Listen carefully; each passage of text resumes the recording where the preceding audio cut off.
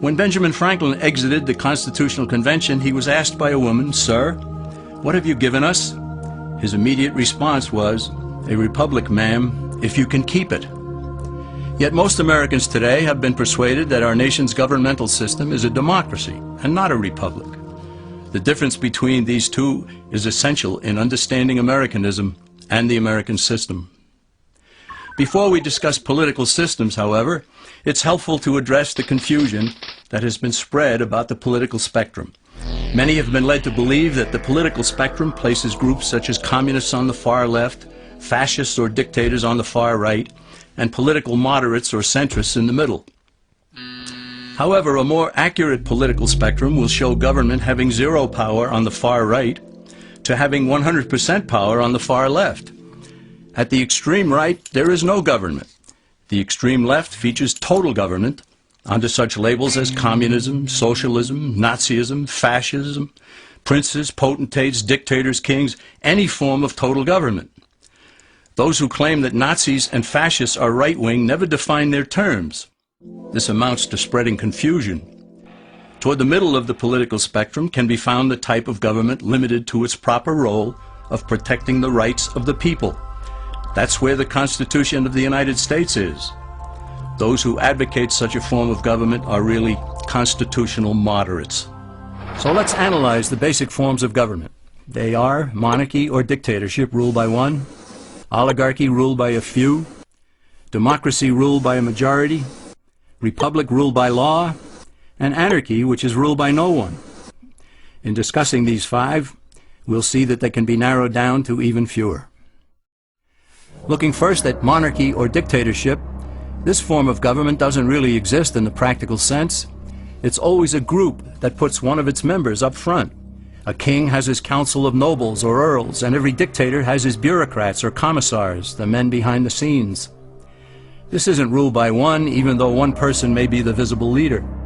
It's ruled by a group. So let's eliminate monarchy, dictatorship, because it never truly exists. Oligarchy, which is ruled by a group, is the most common form of government in all history. And it is the most common form of government today. Most of the nations of the world are ruled by a powerful few, and therefore oligarchy remains. At the other end, we find anarchy, which means without government. Some people have looked over history and found that many of its worst crimes were committed by governments, so they decided that having no government might be a good idea. But this is a mistake, because as the ancient Greeks stated, without law there can be no freedom.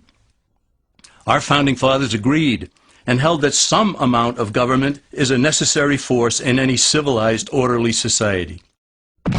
In a state of anarchy, however, everyone has to guard life, liberty, and property, and the lives of family members. Everyone must be armed, and movement is severely restricted because one's property has to be protected at all times. Civilized people have always hired someone to do the guarding, a sheriff, a police force, or some branch of government. Once law enforcement was in place, the people were freer. They could leave their property, work in the fields, and so on. In short, the proper amount of government makes everyone freer.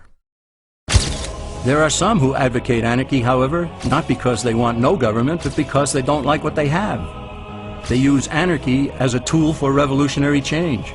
The condition of anarchy is very much like a vacuum where something rushes in to fill it. These calculating anarchists work to break down the existing government with rioting, killing, looting, and terrorism. Tragically, the people living in such chaos often go to those best able to put an end to it and beg them to take over and restore order. And who is best able to put an end to the chaos? The very people who started it. The anarchists who created the problem then create a government run by them, an oligarchy, where they have total power. This is exactly what happened in Russia that led to Lenin taking total power, and in Germany where Hitler's brown shirts created the chaos that brought him to power. But anarchy isn't a stable form of government.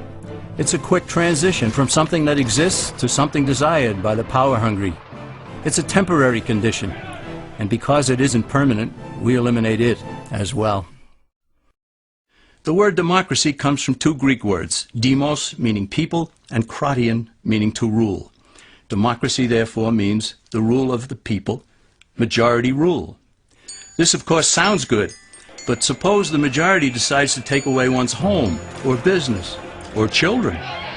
Obviously, there has to be a limit. The flaw in democracy is that the majority isn't restrained. If more than half the people can be persuaded to want something in a democracy, they rule. What about republic? Well, that comes from the Latin, res meaning thing, and publica meaning public. It means the public thing, the law. A true republic is one where the government is limited by law, leaving the people alone. America's founders had a clean slate to write on. They could have set up an oligarchy. In fact, there were some who wanted George Washington to be their king. But the Founding Fathers knew history, and they chose to give us the rule of law in a republic, not the rule of a majority in a democracy. Why? Let's demonstrate the difference in the setting of the Old West. Consider a lynch mob in a democracy. 35 horseback riders chase one lone gunman. They catch him, and they vote 35-1 to hang him. Democracy has triumphed, and there's one less gunman to contend with. Now consider the same scenario in a republic. The 35 horseback riders catch the gunman and vote 35-1 to hang him. But the sheriff arrives, and he says, "You can't kill him. He's got his right to a fair trial." So they take the gunman back to town. A jury of his peers is selected, and they hear the evidence and the defense, and they decide if he shall hang. Does the jury even decide by majority rule? No, it has to be unanimous, or he goes free. The rights of the government aren't subject to majority rule, but to the law. This is the essence of a republic. Many Americans would be surprised to learn that the word democracy does not appear in the Declaration of Independence or the U.S. Constitution, nor does it appear in any of the constitutions of the 50 states. The founders did everything they could to keep us from having a democracy.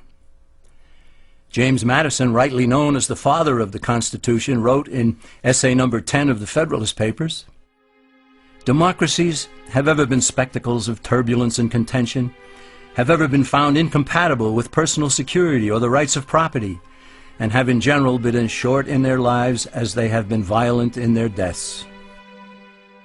Alexander Hamilton agreed, and he stated, "We are a republican government. Real liberty is never found in despotism or in the extremes of democracy." Samuel Adams, a signer of the Declaration of Independence, stated, "Democracy never lasts long. It soon wastes, exhausts, and murders itself." The founders had good reason to look upon democracy with contempt, because they knew that the democracies in the early Greek city-states produced some of the wildest excesses of government imaginable. In every case, they ended up with mob rule, then anarchy, and finally tyranny under an oligarchy. During that period in Greece, there was a man named Solon who urged creation of a fixed body of law not subject to majority whims. But where the Greeks never adopted Solon's wise counsel, the Romans did. Based on what they knew of Solon's laws, they created the 12 tables of the Roman law, and in effect built a republic that limited government power and left the people alone.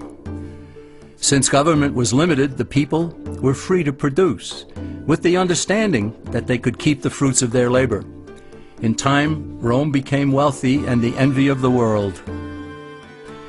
In the midst of plenty, however, the Roman people forgot what freedom entailed. They forgot that the essence of freedom is the proper limitation of government. When government power grows, people freedom recedes. Once the Romans dropped their guard, power-seeking politicians began to exceed the powers granted them in the Roman Constitution. Some learned that they could elect politicians who would use government power to take property from some and give it to others.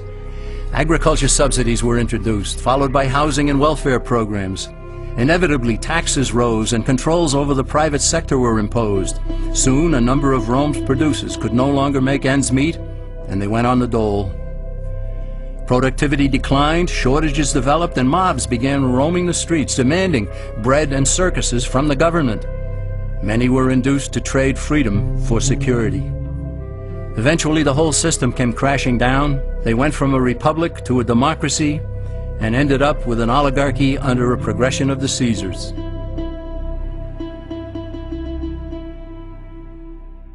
Thus, democracy itself is not a stable form of government. Instead, it is the gradual transition from limited government to the unlimited rule of an oligarchy. Knowing this, we as Americans are ultimately left with only two choices. We can keep our republic, as Franklin put it, or we will inevitably end up with an oligarchy, a tyranny of the elite.